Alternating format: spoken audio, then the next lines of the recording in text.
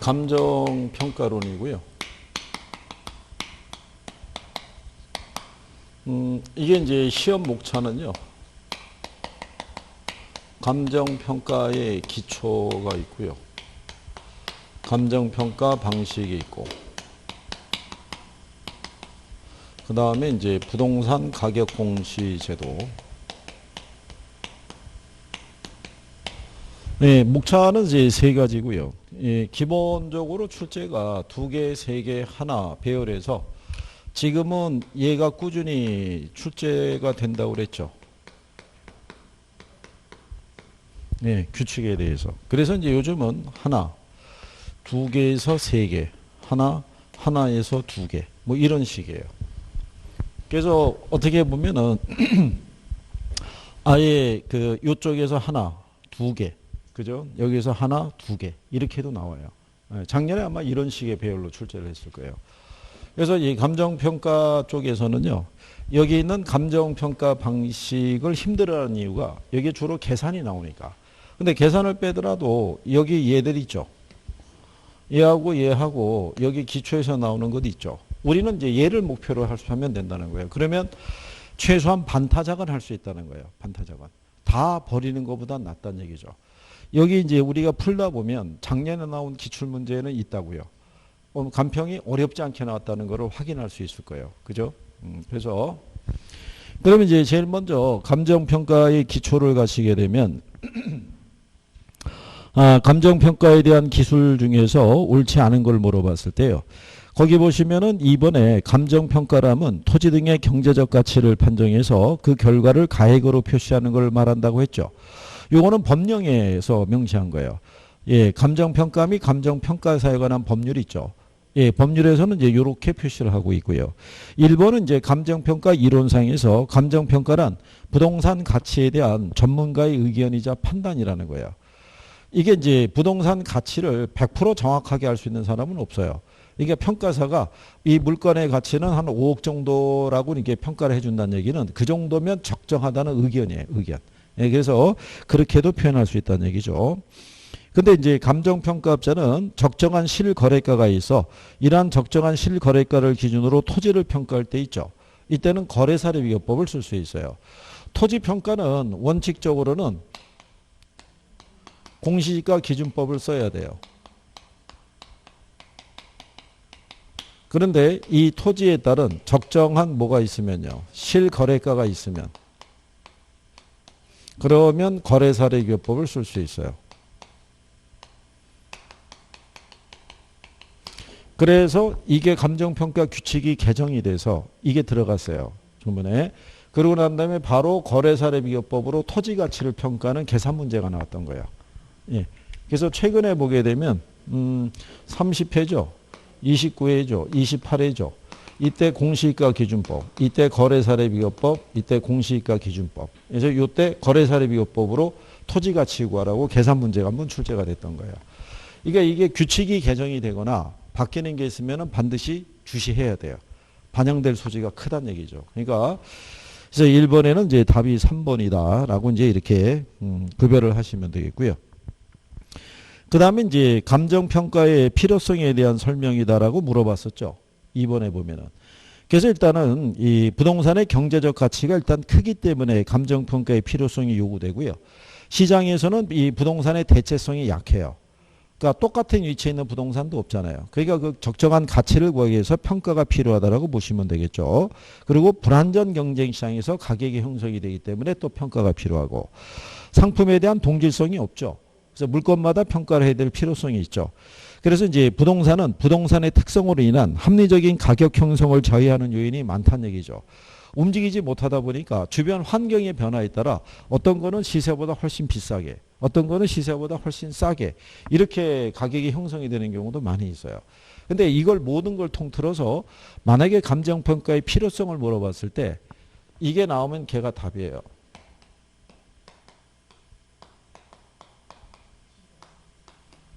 네, 감정평가가 필요한 이유를 하나로 만약에 대라 그러면 예를 들면 돼요. 정보가 부족해서 그래요. 물건에 관한 정보가. 왜냐하면 부동산은 지역성이 있고 개별성이 있기 때문에요. 어느 지역에 놓여 있는 개별 물건이냐에 따라서 형성되는 시세가 다 틀릴 수밖에 없어요. 그래서 어쩔 수 없이 가치를 평가해야 될 때 일반인들은 그 변화를까지 감안해서 평가하기 힘드니까 전문가인 평가사의 조력을 받을 수밖에 없다. 이렇게 여러분들이 생각하시면 되겠고요. 그래서 옆에 3번에 가시면 감정평가의 기능을 설명한 것 중에서 옳지 않은 걸 물어봤죠. 근데 1번 지문에 보면 이렇게 나왔잖아요. 부동산 시장에서 평가가 필요한 이유는 어디에 있다? 정보의 비대칭성에 있다라고 얘기를 하죠. 물론 이제 여기서 틀린 거는요. 감정평가 결과는 시장 가치를 낮추는 역할을 한다고 그랬을 때 그렇지는 못해요. 이걸 가지고 뭐를 할 수 있냐면 정부는 과세라든가 보상이라든가 국토관리 있죠. 예, 여기에 이 정보를 활용할 수 있죠. 우리가 이제 매년 1년에 한 번씩 가격 공시를 통해서 토지 가격과 주택 가격을 공시하죠. 예, 그걸 기준으로 재산세 과세하고 다 하는 거죠. 그래서 그런 역할이라고 여러분들이 생각하시면 될 거예요. 예, 그 다음에 이제 한 페이지 넘기셔서 예, 문제 5번을 가면은 다음 중에서 부동산을 평가할 때 평가자가 이 전제로 삼아야 될 사항으로 가장 올바른 걸 물어봤죠. 예. 일단 답은 1번이에요. 항상 무슨 상태를? 최이호 이용 상태를 고려해서 평가하라는 얘기는 최이호 이용이라는 게 어떤 건지 아시죠? 그러니까 이런 거예요. 여기 만약에 농지가 있잖아요. 농지의 최이호 이용은 뭐를 짓는 거? 농사. 근데 이 농지가 택지로 용도 변경이 될 수 있어요, 없어요? 그러면 농사 짓는 게 아니잖아요. 여기에 상가라든가 오피스라든가 이게 들어서서 이용하잖아요. 그럼 최이호 이용 상태가 달라지죠. 그럼 얘를 농지로 평가하면 안 되는 거예요. 이 상태의 변화를 기준으로 가치를 추계하라는 얘기죠. 그래서 이제 거기에 보면 공법상 제한이 있는 경우는 평가에서는 안 된다고 그러죠. 그럼 틀리죠. 여러분들이 무슨 평가라고 배우셨냐면 이거.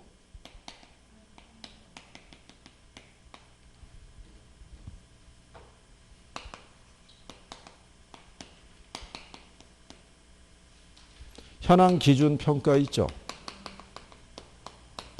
그래서 감정평가는 기준 시점이 있죠. 현재 상태대로 평가해야 돼요. 그런데 기준점 현재 상태 및 공법상 제한을 받는 상태 있죠. 예. 예, 이 상태 그냥 그대로 평가해야 돼요. 다만 불법적이거나 일시적인 경우는 제외해야 된다는 얘기죠. 그러니까 이렇게 지문이 들어온다는 거죠. 그러면 아 이게 현황 평가에 대한 논리인데 그렇다면은 틀린 내용이구나 이렇게 생각하셔야 되고 그 다음에 50년 후에 나타날 발전 상황을 전제로 평가해야 된다면 틀리는 거예요. 이거는 너무 먼 미래잖아요. 거기는 평가사가 예측하기 힘들죠.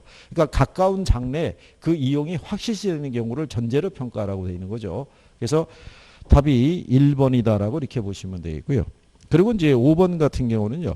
최이호 이용 상태로 전환하는 데 소요되는 비용은 고려할 필요가 없다고 그러죠. 그렇진 않아요. 여기 만약에 이렇게 택지로 가서 얘가 개발이 되죠. 그럼 개발할 때 개발에서 발생하는 수익이 있죠. 수익에서 이 비용은 빼줘야 돼요. 무슨 말인지 아시겠죠? 그 나와 있는 요 수익을 크기를 가지고 이 가치를 평가해 줘야 돼요. 그러니까 비용은 고려한다 한다. 고려해 줘야 돼요. 그래서 그렇게 예, 정리를 하시면 되겠고요. 예, 그다음에 이제 그 6번에 보게 되면 그 부동산 평가에 관한 설명 중에서 옳지 않은 거를 물어봤는데 거기 1번에 보면 토지 수용의 보상 평가 있죠. 공시가 평가 등은 필수적 평가예요. 이거는 법의 규정에 명시가 되어 있는 거예요. 토지 수용법에 근거해서요. 토지를 수용할 때는 반드시 2사람 이상의 평가업자가 참여해서 산정한 보상 가격을 기준으로 평가가 이루어져야 돼요. 보상이. 그래서 법의 규정이 있다라고 보시면 되겠고요.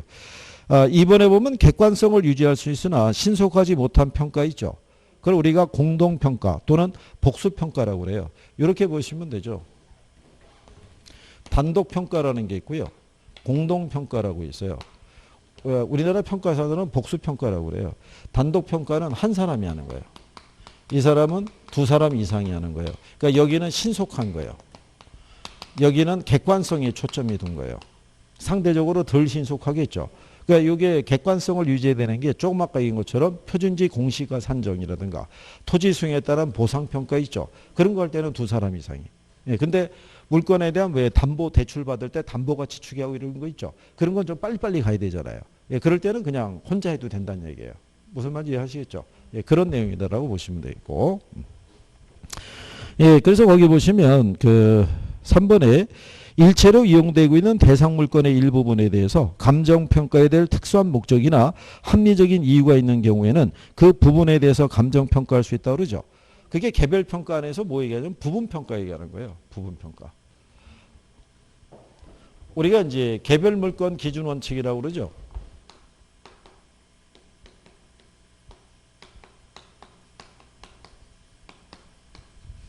그래서 원칙은 무슨 평가가 원칙이냐면 개별 평가가. 근데 예외가 있죠. 우리는 일괄 평가할 수도 있고 구분 평가할 수도 있고 무슨 평가할 수도 있다. 예, 부분 평가할 수도 있다는 얘기죠. 그래서 이제 요 원칙에 대해서는 기억은 해줄 수 있다는 얘기죠. 그래서 이제 개별 평가라는 거는 모든 토지는 위치가 틀리잖아요. 예, 따로따로 해는 게 원칙인데 걔네들이 여러 개의 물건이 하나의 용도로 제공이 됐을 때는 일괄해서 하나의 물건인데 가치를 달리하는 부분에 돼 있으면 구분해서도 평가할 수 있고 특정한 부분에 한 부분만 도로에 수용이 돼서 이 부분만 평가해야 될 필요성이 있을 때는 무슨 평가도 할 수 있다. 부분 평가도 할 수 있다 이런 얘기예요. 그래서 그렇게 예, 여러분들이 구별하시면 되겠고요. 자, 그 다음에 이제 그 한 페이지 넘기셔서 8번에 가시게 되면 기준 시점 나오죠. 8번에. 기준 시점. 기준 시점은 항상 알아두셔야 돼요. 예, 걔도 감정평가 규칙상의 용어에 있어요. 그죠? 예. 근데 기준 시점이라는 건요, 평가사가 그 대상 물건의 가격 조사를 완료한 날짜 있죠. 예, 그거를 우리가 기준 시점이라고 얘기를 해요. 기준 시점이 왜 중요하냐면 변동의 원칙이라고 제시되어 있죠. 부동산을 둘러싸고 있는 뭐가 계속 변하는 거예요. 가치 형성 요인이. 사회적, 경제적, 행정적 요인이 계속 변하는 거예요. 그러면 여기 주거 지역이 있어요. 주거 환경이나 이런 것들이 참 쾌적하고요. 뒤에 산도 이렇게 딱 돼 있고 이렇게 돼 있는데 여기에 갑자기 쓰레기 처리장이 들어온다 그러면 들어오는 게 발표가 되는 시점과 그 이전하고 가치의 차이가 분명히 존재하죠. 그래서 뭐 그런 경우가 있고 일정한 지역이 있는데 원래 이 지역에 기반 산업이 하나의 예를 들어서 A 자동차 공장이 여기 있었는데 얘네가 폐쇄되거나 이전을 하게 되면은 경제적인 부분에 또 변화가 발생하죠. 그래서 부동산을 둘러싸고 있는 환경은 계속 변하기 때문에 그래서 기준 시점을 기준으로 평가라고 되어 있어요. 그래서 그거랑 관련 있는 원칙이 변동의 원칙이다라고 얘기를 하죠. 그래서 이제 5번에 보면 기준 시점은 원칙적으로 감정평가서를 실제 작성 완료한 일자라고 그랬으니까 틀렸겠죠. 가격조사를 완료한 날짜죠. 그래서 이게 감정평가서의 책임 시점을 분명히 알 수 있다고 얘기하는 거예요. 그러니까 물건의 가치는 달라질 거 아니에요. 그러면 시간이 지나고 난 다음에 걔의 가치가 떨어질 수도 있잖아요. 그러면 네가 3년 전에 평가한 거는 너무 비싸게 평가한 게 아니냐. 그건 아니란 얘기죠. 그 시점과 지금은 틀리다는 얘기죠. 환경이. 그래서 기준 시점이라는 게 그래서 중요해요. 평가사가 감정평가 보고서를 작성할 때 반드시 넣어야 되는 게 기준 시점이에요. 그게 책임 소재를 다룰 수 있다라고 보시면 되겠죠. 자, 그 다음에 이제 이 9번에 보시면 부동산 가치, 가격 이론에서 가치와 가격에 대한 부분이죠. 그래서 일반적으로 가격에 기초해 있는 게 바로 뭐겠어요? 가치죠. 그래서 그 가치가 화폐 단위를 빌려서 표현이 된 게 바로 뭐다? 가격이다. 그래서 가치가 상승하면 가격도 상승하고 가치가 하락하면 가격도 하락하는 경우죠. 그래서 일반적으로 그 단기적으로는 가치하고 가격이 괴리될 수 있다고 그랬죠. 근데 장기적으로는 경쟁에서 다시 또 일치할 수 있고 여기 5번에서는 뭐가 잘못되어 있냐면요. 장래 기대되는 유무용의 편익을 현재 가치로 환원한 값이 있죠. 그게 부동산 가격이 아니라 가치라고 보셔야겠죠. 그래서 9번에는 5번이 잘못되어 있다. 그런 얘기죠. 그래서 이제 가치는 일정 시점에 여러 가지가 존재할 수 있죠. 근데 가격은 몇 개밖에 없다. 하나밖에. 그렇게 구별하시면 되겠고요. 그 다음에 한 페이지 넘기셔서 11번에 가게 되면 거기 보면은 가격의 특징에 대해서 설명하고 있죠. 부동산 가격의 특징에 대해서 혹시 기억나는 거 있으신가요?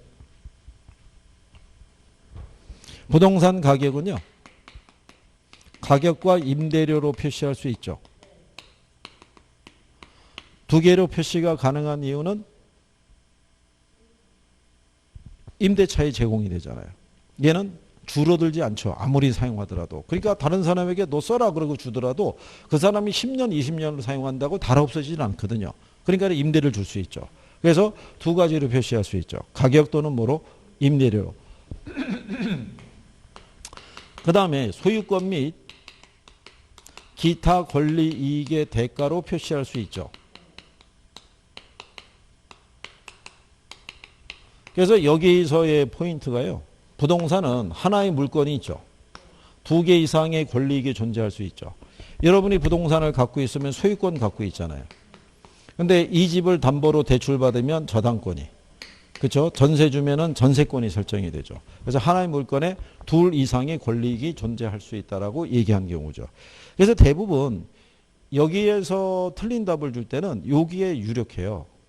이게. 그래서 거기 11번에도 1번을 보시면 부동산 가격은 부동산에 관한 소유권, 기타 권리이익의 가격으로 두 개 이상의 권리이익이 동일한 부동산에 존재하는 경우에는 각각의 권리이익마다 개별적인 가격이 형성되지 않는다. 그래서 틀린 거예요.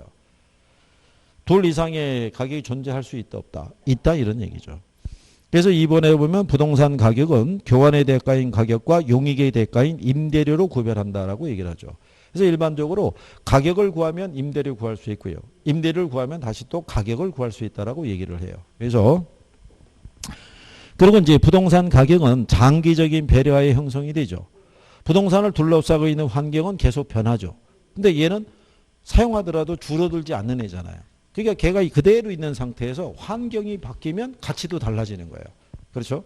그러니까는 무슨 군에서 무슨 시로 바뀔 수도 있는 거죠. 네, 그러면 가치의 변화가 급격히 발생하는 경우가 많죠. 그래서 그렇게 여러분들이 구별하시면 되겠죠. 정리는 하실 수 있겠죠? 이런 정도의 난이도로 나오면. 네? 나온 전례가 있어요. 이렇게. 그러니까는 침착하게만 대비를 잘 하시면은 그렇죠. 정해진 시간 안에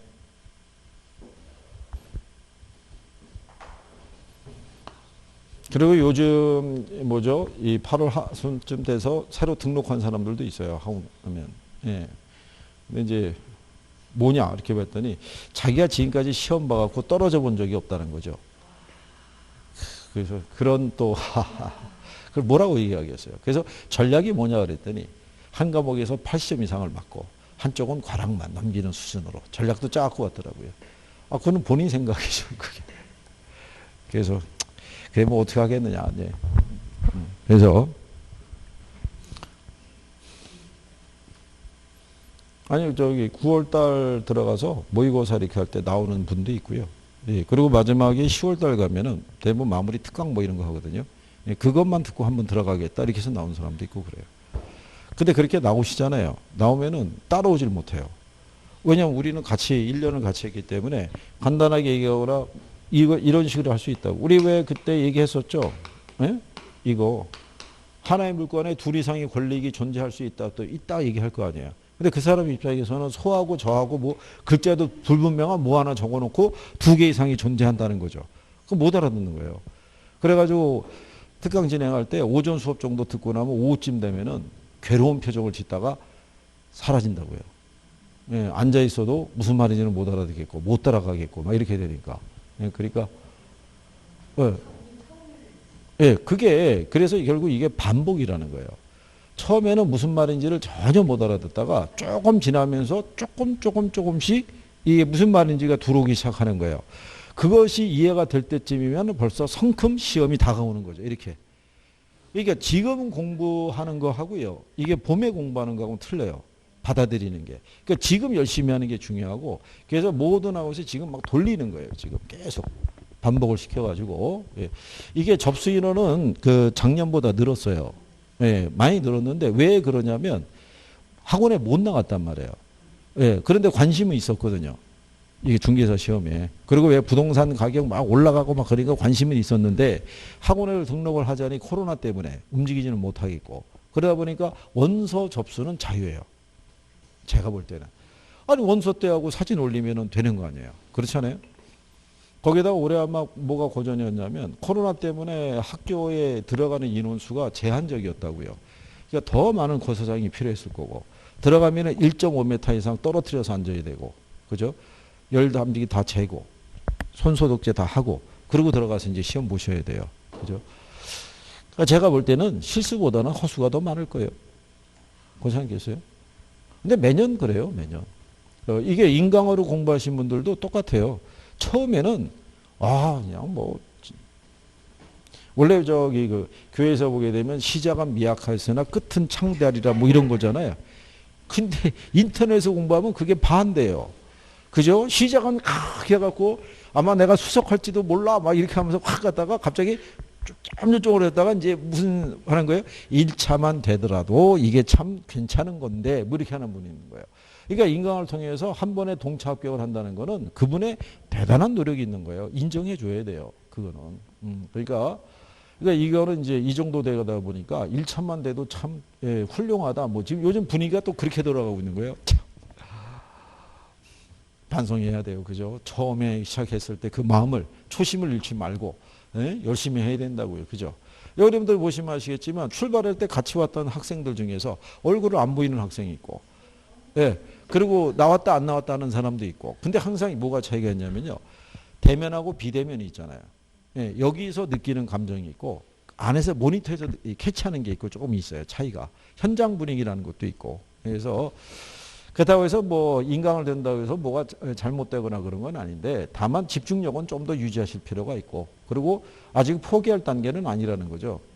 인강을 들으신 분들의 가장 큰 맹점이 뭐냐면 초기에는 의욕을 갖고 열심히 해요. 그런데 이제 우리도 그런 게 있거든요. 자, 그러면 월요일부터 계획을 짜잖아요. 인강을 보기로 하고 딱 하려고 하는데 아이고 그날따라 일이 생기는 거예요. 그러면 무슨 생각해요? 화요일 날 2배로 열심히 해야지. 근데 화요일 날 또 안 되는 거예요. 그죠? 그리고 한 수요일쯤 가잖아요. 그럼 뭐라고 생각하냐면 이번 주는 틀렸어. 그럼 다음 주에 다시 시작하는 거예요. 그러고 나면 한 달 훅 간다니까요. 그러고 난 다음에 갑자기 어느덧 여름이 다가오고 그러니까 겁나는 거예요. 이거 할 수 있나? 본 것도 없는데. 그렇다고 해서 다시 보자니 지겨운 거예요. 그러니까 그때부터 슬슬 손을 놓기 시작하는 거예요. 그게 아니라니까요. 어차피 이거를 통해서 자격증을 따려 그러면 그때부터라도 해야 된다고요. 해서 어쨌든 간에 공부를 해놔야 언제가 됐든 간에 그걸 활용할 수 있는데 그냥 앞에 있으면은 막 닥달을 하겠지만 그죠? 모니터 안에서 보고 있으니까 뭐라고 참 말은 못 하겠지만 그죠? 그러니까 열심히 해야 된다는 거죠. 그래서 그 다음에 이제 옆에 그 13번에 가게 되면 이게 있죠. 가치 발생 요인 아시나요? 재화가 가치를 갖기 위해서는 구비될 조건이 있죠. 그래서 효용이 있고 상대적 희소성이 있고 그 다음에 유효 수요 있고 그 다음에 이전성이 있죠. 위에 요거 세 가지는 경제학자들이 제시한 수요와 공급에 관한 부분이에요. 그래서 일단 효용이 있어야 돼요. 부동산 같으면 쾌적성이라든가 또는 수익성이라든가 이런 효용이 있어야 되겠고요. 그 다음에 상대적 희소성이라는 건요. 수요에 비해서 뭐가 부족할 때 그래야지만 또 적정한 가치를 갖게 된다는 거고요. 요거 두 개만 있다고 되는 건 아니고요. 상품을 구매하겠다는 욕구는 이 구매력에 의해서 뒷받침이 돼야 된다는 거. 그 다음에 이전성이 있죠. 권리 이전에 제약이 있으면 안 돼요. 그래서 이번에 강남에다가 토지거래 허가구역이라고 지정했죠. 이렇게 지정을 하게 되면은 그러면 거래에 제한이 걸리잖아요. 그럼 적정한 가치를 갖기가 어려워진다는 거예요. 그래서 이 중에서 다 충족이 돼야지만 가치가 발생하는 거예요. 하나라도 빼거나 그러면 안 되는 거죠. 그래서 13번에 보시게 되면은 3번 지문에 이렇게 해놨죠. 가치 발생 요인에 효용, 유효, 수요, 상대적 희소성이 있어야 가치가 발생하죠. 그러니까 하나만 돼도 가치가 발생한다면 틀리는 거예요. 그래서 가치 발생 요인은 가치 형성 요인에 영향을 미친다 그러니까 틀린 거예요. 반대로 표현한 거죠. 여기 있는 가치 형성 요인이 있죠. 여기에 가치 발생 요인에 영향을 주는 게 뭐예요? 가치 형성 요인이에요. 얘는 부동산에 어디에 영향을 주냐면요. 경제적 가치 있죠. 가치에 영향을 주는 일반 요인, 지역 및 개별 요인이 있죠. 걔를 우리가 가치 형성 요인이라고 그래요. 그럼 여기 보면 경제적 가치에 영향을 준다는 거죠. 왜냐하면 얘네가 수요와 공급이거든요. 수요와 공급이 변하면 가치가 변하죠. 그래서 경제적 가치에 영향을 주는 요인이 가치 형성 요인이에요. 그래서 얘가 이렇게 영향을 주는 거죠. 이게 답으로 나왔었어요. 답으로. 그러면 여기서 구별해 드릴 때 일반 요인이 있죠. 일반 요인은 사회적 요인, 경제적 요인, 그 다음에 행정적 요인이 있죠. 얘를 일반적 요인이라고 그러고요. 그 다음에 여기 있는 지역 요인 있죠. 지역 요인은 여기에다가 기상 상태 있죠. 예, 요것까지도 포함한 게 지역 요인이에요. 그러니까 사회적, 경제적, 행정적 요인도 똑같이 적용이 되는데 뭐를 공유하고 있냐면 기상 상태. 예, 그러니까 예를 들어서 이런 거예요. 갑자기 소나기가 내리죠. 근데 같은 도시에도 소나기가 내리는 지역이 있고 안 내리는 지역이 있어요. 그것까지도 공유하고 있는 게 지역 요인이에요. 예. 그래서 우리가 이 지역 안에 들어가게 되면 우리가 주거지역, 상업지역, 공업지역 이렇게 쭉 돼 있거든요. 그래서 이 지역 중에서 우리가 인근 지역이라고 얘기하잖아요. 그래서 인근 지역이라는 거는 부동산 이용이 동질적이고 가치 형성 요인 중에서 얘를 공유한다고 그래요. 지역 요인을. 그러면 지역 요인을 공유한다는 얘기는 이걸 다 공유하고 있는 거예요. 그러니까 인근 지역에서 사례를 수집하면 지역 요인 비교는 할 필요가 없어요. 다 똑같은 환경이 있으니까. 무슨 말인지 이해하시겠죠? 네, 그래서 그 얘기를 하는 거죠. 자, 그 다음에 이제 뒤로 가시면은 14번에 부동산 가치 발생 요인에 관한 설명으로 틀린 거를 물어봤죠. 예, 그래서 이제 거기 보시게 되면 대상 부동산의 물리적 특성뿐만 아니라 토지용 규제 등과 같은 공법상의 제한 및 소유권의 법적인 특성도 대상 부동산의 효용에 영향을 미칠 수 있다. 이런 얘기고요. 그럴 때 유효소유란 대상 부동산을 구매하고자 하는 욕구로 지불 능력을 필요로 하는 건 아니다. 그런 게 틀린 거죠. 반드시 뭐가 수반이 돼야 돼요. 예, 구매력이라는 것이 수반이 돼야 된다라고 보시면 되겠죠. 그래서 이제 거기 5번에 보면 부동산의 가치는 가치 발생 요인들의 상호 결합에 의해서 발생한다고 돼 있죠. 그러니까 이런 수요와 공급의 상호작용에 의해서 가치가 발생한다라고 보시면 돼 있고, 그렇게 결정된 가치는요, 얘들이 변하면 계속 변한다는 거예요. 그래서 우리가 뭐가 필요하냐면 기준 시점이. 그렇죠? 그래서 거기랑 관련 있는 원칙이 변동의 원칙이라는 거예요. 변동의 원칙. 그래서 이제 그렇게 구별하시면 되겠고요. 그리고 이제 부동산 가격제 원칙이라고 있죠. 가치제 원칙이라고 얘기하는데,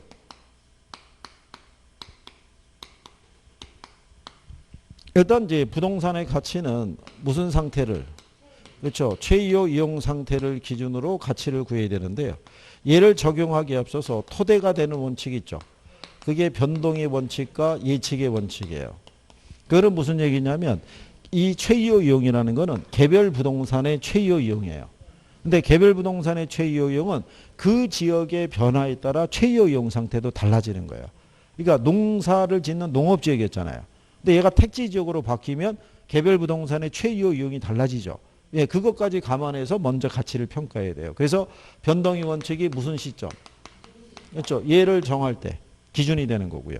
그 다음에 이게 안에서 나누면 최이호 이용 상태인지 아닌지를 측정하기 위해서 내부 측면에서는 무슨 원칙을? 균형의 원칙. 외부 측면에서는 적합의 원칙을 보는 거예요. 그죠? 그러면 이 균형 상태를 본다는 거는 이런 거예요. 개별 부동산이 있잖아요. 개별 부동산이 있는데 대지가 200평인데요. 건평이 180평이에요. 그러면 대지 면적에 비해서 건물의 연면적이 너무 많이 들어간 거예요. 그러니까 건물하고 부지하고 밸런스가 안 맞는 경우죠. 그러면 감가의 대상이 되는 거예요. 그게 적절한 밸런스를 맞았었을 때 균형을 이루고 있다고 보는 거고요. 그래서 균형에 어긋나면 무슨 감가를? 예, 기능적 감가를 적용하는 거예요. 근데 얘가 주거지역에 주택이 들어섰는데 밸런스는 잘 잡혀 있어요. 밸런스는 잘 잡혀가지고 주택에 들어가서 대지가 한 130평에 건평이 한 50평 그러고요. 규모도 한 2층이고 신축이에요. 이 정도면은 꽤 괜찮은 주택이라 할 수 있는데 얘가 들어가 있는 게 서민 주거지역이 있죠. 이런 데 들어가 있으면 밸런스가 안 맞죠. 주변 환경하고 적합하지 않죠. 그러면 얘가 문제가 있는 게 아니라 주변에 어울리지 않았을 때 그때 발생하는 게 경제적 감가. 그렇죠? 예, 그 다음에 평가사는요. 요 부동산의 가치를 구할 때는요. 얘하고 대체 관계가 있는 부동산이 있죠. 그러니까 우리 집의 가치가 얼마냐는 것은 우리 옆집이 얼마에 팔렸느냐가 기준이에요. 그래서 이 대체의 원칙이라는 게 3방식의 근거가 되는 거예요. 그래서 감정평가 3방식을 대입해서 물건의 가치를 구할 때는 항상 얘하고 무슨 관계에 있는, 대체 관계에 있는 부동산의 비교를 통해서 구하는 거예요. 무슨 말인지 아시겠나요? 그래서 이런 기본적인 특징은 보셔야 되고, 그 다음에 지난 10년 사이에 여기서 답으로 나왔던 건 얘예요. 예, 그리고 같이 따라 나온 애가 적합. 그런 정도예요. 그러니까 얘네가 포인트라고 보셔야 돼요. 그죠? 예. 그래서 거기 15번에 보시면요. 부동산 가치 재원칙에 관한 다음 기술 중에서 잘못된 것은 이렇게 물어봤죠. 거기 보시면은 2번에 부동산 가격의 이중성은 수요와 공급의 원칙으로 설명이 된다고 그러죠. 가격의 이중성은 뭐냐면요. 재화의 가격은 수요와 공급의 상호작용에서 결정이 되고, 그렇게 결정된 가격은 다시 수요와 공급에 영향을 미친다는 게 가격의 이중성이라는 얘기죠. 그거를 설명하고 있는 게 이거예요. 가치 발생 요인과 가치 형성 요인. 부동산의 가치는 수요와 공급의 상호작용에 의해서 결정이 되잖아요. 이렇게. 근데 이렇게 결정된 가격은 여기 있는 이 수요와 공급에 변화를 주는 요인들이 변하면 이 가격도 계속 변한다는 얘기예요. 그리고 이제 부동산의 현실적인 이용 방법이 반드시 최이호 이용이 되는 건 아니겠죠. 예. 그 다음에 이제 거기 보시면은 5번에 부지와 건물의 적응 상태를 분석하는 것이 있죠. 이게 균형이에요. 밸런스가 잡혔냐 이거예요. 그러니까 너무 건물이 과대 개량이 돼가지고 너무 많은 차지를 할 수도 있고. 그래서 오래전에 지은 건물들을 보면 주차장 없잖아요. 아예. 통으로 그냥 건물만 딸랑 들어가는 게 있잖아요. 반대로 너무 부지가 넓은데 너무 작게 들어가 있는 경우도 있어요, 없어요? 그건 그런 또 효율적으로 이용을 못하는 케이스죠. 그렇죠? 그것도 오래전에 지었을 때. 그래서 간혹 가다 보면은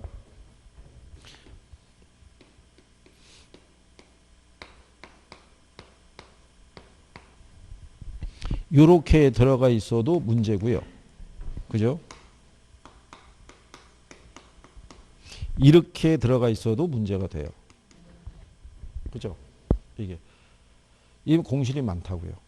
이게 너무 무리해서 지은 거예요. 그래서 이런 애들이 분양이 안 되다 보면 이게 나중에 문제가 생기죠. 그래서 가보면 막 유치권 설정이 되고, 왜 분양이 안 되니까 공사 대금이 회수가 안 되니까. 그래갖고 이렇게 잠겨 있는 것도 되게 많다고요. 또 이렇게 되는 데 있죠. 여기는 또 노리는 사람들이 많아요. 이거 해갖고 지으면은 돈이 되니까. 그렇잖아요. 그러면 또 뭐 버팅기는 거죠. 그죠? 해가지고 그런 부분에 대한 문제가 있고. 그래서 왜 저런 부분 가지고 저것도 능력이죠. 뭐 저거 시중에 가서요. 대로변에 만약에 저런 데 있으면은 뭐 신탁사가 됐든 뭐 개발업체가 됐든 간에 다 달려든다고요. 우리에게만 맡겨주면은 저거 하여간 뭐 수익을 뭐 10배 뭐 20배 키워줄 수 있다고. 예, 그러니까 그런 경우가 많죠. 여러분도 뭐 가끔 전화 받으시죠? 갖고 있는 부동산 때문에 맡겨주시면은 개발해 주겠다고. 그렇죠? 그래요. 자, 뭐 그런 내용이고. 그 다음에 이제 16번에 가시면 부동산 가격 원칙에 대한 설명 중에서 틀린 걸 물어봤죠. 예, 거기 보시면은 3번에 부동산의 효용을 최대로 하기 위해서는 그 부동산이 주위 환경과 균형을 이루어야 된다는 것이 무슨 원칙이다. 그게 적합의 원칙이에요. 그러니까 그러니까 아까 얘기한 것처럼 이렇게 되면 안 된다는 거예요. 밸런스가 갖춰져야 된다는 거예요. 주변 환경하고 규모라든가 용도라든가 이게 비슷하게 들어가 있어야 적정한 가치가 형성이 된다. 이런 얘기죠. 예, 그리고 이제 부동산의 수익성 또는 쾌적성을 높이기 위해서는 그 부동산의 구성 요소 간에 서로 균형이 이루어져야 된다는 원칙이 무슨 원칙이다. 그게 균형의 원칙이에요. 주변 주택에 비해서 너무 천장 높이를 높게 설계했잖아요. 그러면은 냉난방비 많이 들어간다고요. 그러면 걔는 주변 주택에 비해서는 거래할 때 가격이 어떻게 돼요? 좀 떨어질 수밖에 없어요. 냉난방비가 너무 많이 들어간다는 거죠. 그것도 무시할 수가 없거든요. 그 자체가. 그러니까 요즘 보게 되니까 무슨 뭐 부지 뭐 김포라 이런 데 가게 되면 건물 하나 지어가지고 한 3층짜리. 그래서 거기서 거주하는 사람이 있고 막 그렇거든요. 거기. 근데 그것도 그 뭐 한강에 대한 뷰도 좋고 다 좋은데 안에 내부적인 부분에 있을 때는 밸런스가 잘 잡혀 있어야 되는데 요즘은 이제 사람들이 좀 멋이라고 그럴까요? 사람들이 일단 좋은 게 뭐냐? 뷰가 좋으면 가서. 그런데 문제가 뭐냐면 3층짜리면은 안에다가 엘리베이터 설치하기 힘들어요. 그럼 대부분 뭐예요? 계단이거든요. 그 계단 오르락 내리락 하는 거 그거 보통 일이 아닌 거예요. 그거. 그렇잖아요. 2층 정도면 가능해요. 3층만 되더라도 올라가서 또 올라간다는 거는 쉽지가 않은 거예요. 3층까지 간신히 올라가는데 1층에 두고 온 거예요. 그러면 그거 어떻게 하겠어요? 그렇잖아요. 누굴 불러도 그 사람도 3층으로 올라야 되고 내가 내려가면 다시 또 올라와야 되고.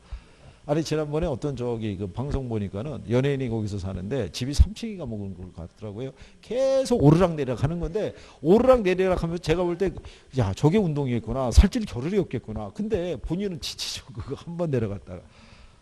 거기다 보니까는 애완동물도 기르고 있는 것 같은데 개 한 번 데리러 가려고 그러면 개가 부른다고 오겠어요? 거기서 어쨌든 뭐 그렇다는 얘기죠. 뭐. 자, 그래서 거기 보시면 부동산의 가격은 현재 이용 상태를 전제로 해서 평가해야 된다는 원칙이 예측의 원칙이다. 그러니까 틀린 거예요. 예측이라는 거는 부동산의 가치는 장래 기대되는 편익의 현재 가치에 바탕을 둔 거예요. 그러니까 현재보다는 미래 이용이 있죠. 예, 거기에 기초를 둬야 되는 거예요. 만약에 여러분들이 현재 농지인데 얘가 택지 후보지로 지정이 됐죠. 예, 그러면 걔를 농지를 보고 평가하기보다는 뭐로? 택지를 보고 기준으로 평가해야 되거든요. 그죠? 예를 들어서 그 세종시의 전신이 충남 연기군하고 조천 일대잖아요. 근데 발표가 났잖아요. 그때 이 연기군에서는 대부분 농지였을 거란 말이에요. 근데 이미 발표가 난 상태에서 그걸 농지를 보고 평가하는 사람은 없을 거라고요. 매매를 하더라도 농지 가격으로 매매를 안 했을 거예요. 그렇죠? 그게 예측의 원칙이에요. 이게 그래서 그렇게 구별하시면 되겠고요. 그 다음에 뒤로 가시면은 부동산의 추가 투자의 적법 판단이 있죠. 추가 투자를 할 것이냐 말 것이냐 있죠. 예, 거기에 결부된 원칙이 기회의 원칙이에요. 그래서 기회의 원칙은 균형의 원칙에 선행하는 거예요. 우리가 아까 얘기한 것처럼 밸런스 있죠. 밸런스가 맞아야 되잖아요. 그러면 얘가 밸런스를 맞추기 위해서는 추가로 이렇게 투자해야 되잖아요. 이렇게. 그 추가 투자하면 주변하고 밸런스가 맞잖아요. 그럼 추가 투자에서 들어간 비용이 있죠. 비용 대비 과연 가치가 그 이상이 나올 수 있느냐를 봐야 돼요. 그렇죠? 그래서 비용을 보고 결정하는 게 아니라 이게 추가로 들어섬으로써 이게 전체 가치에 어느 정도 기여했느냐. 이런 걸 갖고 판단하는 거예요. 그래서 우리가 지난번에 이거 뭐로 설명했냐면 자동차로. 젊은 총각이 면허 따서 경차 하나 몰고 나갔더니 사람들에게 무시당하는 것 같았고 돌아와서 다시 팔았을 때 경찰서 갖고 거기다 카 인테리어 했잖아요. 근데 그 비용을 다 인정 안 해주죠. 그렇잖아요. 경차니까 한계가 있다고요. 그죠? 그래서 왜 간혹 가다 보면 어떤 건물을 가보면 이런 게 있어요. 한 5층짜리인데 야 여기 건물에 엘리베이터 있으면 참 좋을 텐데 엘리베이터 있으면 임대를 좀 더 쉽게 줄 수 있지 않을까? 근데 건물주라고 그런 생각이 왜 없었겠어요? 근데 엘리베이터 설치하면은 일단 임대 공간이 줄어들고 그 다음에 주변에 엘리베이터가 있다고 그래서 있는데 내가 엘리베이터 추가로 설치했다 임대수익이 더 늘어나냐면 그거는 아니고 그러니까는 추가로 투자해봐야 큰 변화가 없다 그러면 그냥 두는 거예요. 그냥. 그래도 필요한 사람은 와서 임대 들어올 것이다 이렇게 하는 거죠. 대신에 그 사람은 임대 조건을 조금 완화시켜 주겠죠. 그렇게 하는 거죠. 자, 그래서 이제 그런 내용을 보시면 되겠고요. 그 다음에 이제 18번에 가보시면 거기 보면 경제의 원칙은 초과이윤의 지속성 여부로 부동산의 최유효 상태를 판정한다는 것이라고 돼 있죠. 이게 이런 얘기죠. 경쟁 부동산이 있잖아요. 경쟁 부동산은 기존의 부동산보다는 미래 부동산이 더 무서운 거예요. 우리 그때 뭐라고 말씀드렸냐면 이게 어느 도시에 이게 중심지예요. 중심지인데 이 중심지에 특급 호텔이 하나 있어요. 별 5개짜리. 얘 하나밖에 없으니까 이 도시의 모든 행사는 이 호텔에서 열리는 거예요. 그러면 매출이 어떻게 돼요? 높을 거 아니에요. 그런 평가사는 얘만 있는 거를 가정해서 이 호텔의 가치를 평가하면 안 되고요. 주변을 조사해가지고 얘하고 경쟁이 될 수 있는 부동산이 들어설 가능성인지를 조사해 봐야 돼요. 그 조사해 봤더니 맞은편 대각선 쪽이 있죠. 여기에 누가 건축허가 낸 거예요. 이거 짓겠다고. 그러면 호텔은 새로 지을수록 기능이 훨씬 좋아요. 그렇잖아요. 얘가 이 도시의 명물이 된 거예요. 그러니까는 일로 갔던 수요가 다 일로 빠져버린 거예요. 일로. 그러면 얘가 매출이 줄을 거 아니에요. 그렇다고 해서 별 5개짜리 호텔인데 사용료를 낮춰주기는 참 그렇잖아요. 그러니까는 매출이 쭉 떨어지니까 그러면 이제 적정한 매출이 이제 형성이 되죠. 그거 가지고 평가한다 이런 얘기예요. 그래서 초과이윤의 지속성 여부로 가치를 판정하는 경우죠. 그 다음에 기여의 원칙은 추가 투자 여부를 판단할 수 있게 해주죠. 그 다음에 건축물의 설계 분량, 과잉 설비나 과소 설비 있죠. 요거는 균형의 원칙과 관련이 있죠. 그러니까 내부적인 부분이 있죠. 밸런스. 그걸 살피는 게 균형이에요. 그래서 균형의 원칙이 어긋나면 기능적 감가를, 적합의 원칙이 어긋나면 경제적 감가를 해야 되죠. 대체 원칙에 의하면 효용이 같은 부동산의 가격은 유사할 수 있다는 거죠. 그래서 우리 집의 가치는 옆집 가치하고 비슷하다 이런 얘기죠. 외부 효과랑 관련된 원칙이 균형의 원칙이니까 틀렸겠죠. 예, 이건 적합 또는 외부성의 원칙이라고 보시면 되죠. 그래서 맞는 게 뭐가 있냐면 기역, 니은, 그 다음에 미음, 예, 이렇게 해서 몇 가지? 세 가지. 예, 그렇게 구별할 수 있으시면 되겠죠. 무슨 말인지 이해하시겠어요? 힘드신가요? 이게 원칙만 갖고 계속 하니까. 근데 가만히 물어보면 답으로 유도하는 애들이 주어져 있어요. 그죠? 예, 그래서 그렇게 여러분들이 보시면 되겠고요. 예. 그 다음에 이제 옆에 그 20번에 가보시더라도요. 부동산 가격제 원칙에 보면 2번의 변동의 원칙은 감정평가 시 기준 시점과 관련이 있죠. 균형의 원칙은 기능적 감가, 적합의 원칙은 경제적 감가랑 관련이 있죠. 근데 내부 구성 요소 간의 결합이 적합해야 된다는 논리는 균형의 원칙이죠. 적합의 원칙이 아니라. 그래서 우리가 원칙을 얘기할 때 여기 있는 내부 측면이 무슨 원칙? 균형. 외부 측면이 적합. 이렇게 가는 거니까 예, 그거 기억하시면 되겠고요.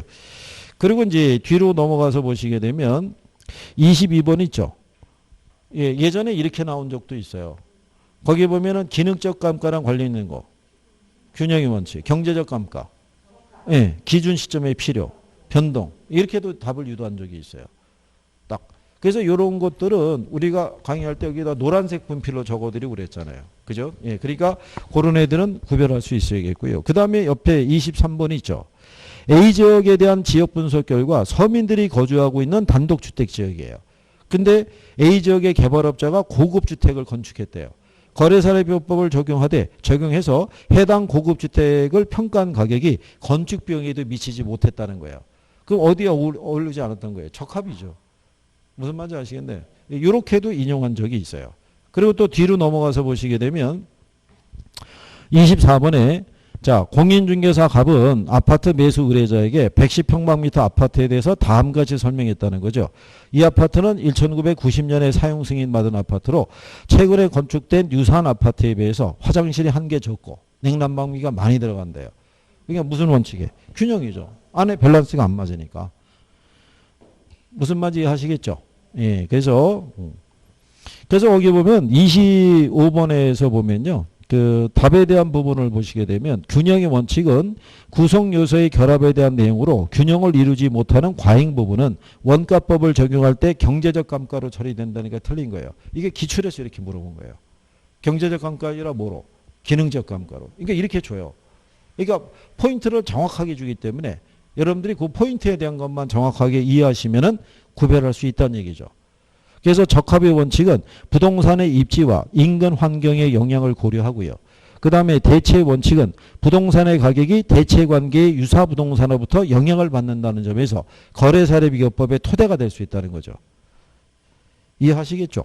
예. 그러니까 처음에는 이게 뭐지? 그랬는데 하다 보면 그래. 이런 거구나. 이런 걸 갖고 자꾸 틀리게 해주는구나. 이렇게 인식이 돼요. 왜? 정확하게 줘야 1분 안에 풀 수 있다고요. 이걸 복잡하게 주면은 여러분들이 판단하기 어려운 거예요. 그건 틀리라는 얘기죠. 그렇잖아요. 이론은 쉽게 해주니까. 그 다음에 지역 분석하고 개별 분석 아시죠? 거기에서는 기본적으로 이것도 있죠. 선행이 무슨 분석? 예, 지역 분석이고 얘가 전체적인 분석이자 거시적인 분석이고 얘가 지역의 무슨 이용? 예, 표준적 이용을 토대로 뭐를 판정하는 것이다? 가격 수준.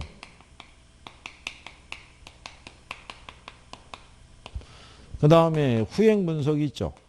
예, 이게 개별 분석. 이게 부분 분석이자 미시적인 분석이고요. 요게 개별 부동산에 대한 최유효 이용이 있죠. 예.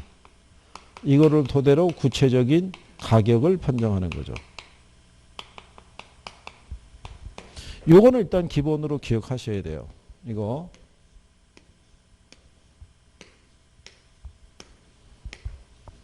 요거 이쪽에 지역 분석에 대한 거는요. 문제상에서 어렵게 주냐면 어렵게 안 줘요. 이거를 먼저 여러분들이 그 295페이지 한번 가보세요. 거기 하면은 문제 33번 있죠. 감정평가 과정상 지역분석과 개별분석에 관한 설명으로 틀린 걸 물어봤죠. 예, 30편이니까 작년에 나온 거죠. 거기 2번에 가면 지역분석은 대상부동산에 대한 미시적 국지적인 분석인데 반해서 개별분석은 대상지역에 대한 거시적 광역적인 분석이다 이렇게 해놨죠. 틀렸잖아요. 어려운 게 아니잖아요. 이것만 해도 맞추는 거 아니에요. 거기 1번 질문해 보면 해당 지역 내 부동산의 무슨 이용? 표준지역 이용과 가격 수준 파악을 위해서 지역 분석이 필요하다 이런 얘기잖아요. 그렇죠? 그 다음에 거기 인근 지역 들어오죠. 대상 부동산이 속한 지역으로 부동산 이용이 동질적이고 가치 형성 요인 중에서 뭐를 공유한다? 지역 요인을 공유한다는 거죠. 이게 또 감정평가 규칙에 얘도 문제가 예로 나온 적이 있어요. 개별 요인을 공유한다 해서 또 틀리게 나온 적이 있어요. 그러니까 기본적인 말만 풀 수 있다니까요. 어려운 내용이 아니잖아요. 그래서 제가 여러분들에게 이거를 계속 강조하는 이유가 여기 있는 거예요. 그리고 지역 분석의 대상 지역에서 중요한 게 무슨 지역이다. 예, 그래서 요 용어 정도는 알아두셔야 된다라고 매서 얘기하는 이유가 그거예요. 그것만 알면 답을 쉽게 구할 수 있어요. 그러면 여러분들이 거기 32번 있죠. 지역 분석의 대상 지역에 관한 설명으로 옳지 않은 걸 물어봤죠. 자, 자료를 동해수권 내 유사 지역에서 구할 때 있죠. 지역 요인의 비교 과정은 필요하지 않다고 그러죠. 지역 요인의 비교 과정이 필요하지 않는 거는 무슨 지역? 그렇죠. 인근 지역이죠. 이렇게도 출제된 선례가 있어요. 이것만 갖고도. 그러면 구별할 수 있다 없다? 구별할 수 있다는 얘기예요. 그렇죠? 그래서 어렵지 않게 준다 이런 얘기죠. 자, 다시 여러분들이 291페이지 가보세요. 예, 거기 보시면은 자, 그 7번 문제 있죠. 거기 보면 3번에 지역 분석의 대상은 원칙적으로 인근 지역뿐이다 하는 게 틀렸죠. 인근 지역과 유사 지역과 동일수권이 있죠. 그 다음에 지역 분석이 중요시되는 이유는요. 부동산의 가격은 표준 지역 이용을 전제로 해서 파악되는 가격 수준을 기준으로 하기 때문이다 이런 얘기예요. 그래서 걔가 답이 되는 거고요. 그리고 또 하나. 자, 대상 부동산과 같은 동에 있으면 인근 지역으로 설정이 된다 그러죠. 그럼 틀려요. 여러분 생각해 여기 이 동이 있죠. 이 동에 모든 게 다 아파트는 아니잖아요. 그렇잖아요. 여러 가지 용도가 같이 섞여 있잖아요. 그래서 같은 동에 있다고 인근적으로 분류할 수는 없어요. 무슨 말인지 하시겠나요? 예, 그래서 그런 내용이다라고 보시면 되겠고요. 그 다음에 이제 뒤로 넘어가서 보시면 지역 분석의 의의를 가장 잘 설명한 걸 물어봤죠. 예, 그래서 거기 보시면은 1번에 평가 대상 부동산이 속하는 지역 내의 표준적인 이용을 판단해서 이에 뭐를 판정하는 것이다. 가격 수준을 판단하는 것이다 라고 얘기를 해요. 5번에 갔더니 지역 분석은 대상 부동산의 최이용 이용을 판정해서 이렇게 나오죠. 틀리죠. 최이용 이용의 판정은 개별 분석을 통해서 이루어지는 경우죠. 그래서 이제 그런 내용들을 여러분들이 구별할 수 있다는 얘기죠. 그러면 여러분들이 옆에 30번 있죠. 30번에 가보시면 자 5번에 지역 분석은 개별 분석보다 선행되는 게 일반적이죠. 선행이 무슨 분석? 지역 분석이죠. 그 다음에 지역 분석은 당해 지역을 전체적으로 거시적인 차원에서 분석하죠. 지역 분석의 결과로 표준적 이용을 파악할 수 있죠. 그렇잖아요. 그랬을 때 1번에 갔더니 지역 분석에서는 인근 지역뿐만 아니라 유사 지역까지 분석함으로써 대상 부동산의 구체적인 가격을 산정한다는 게 틀린 거죠. 가격 수준을 파악하는 거죠.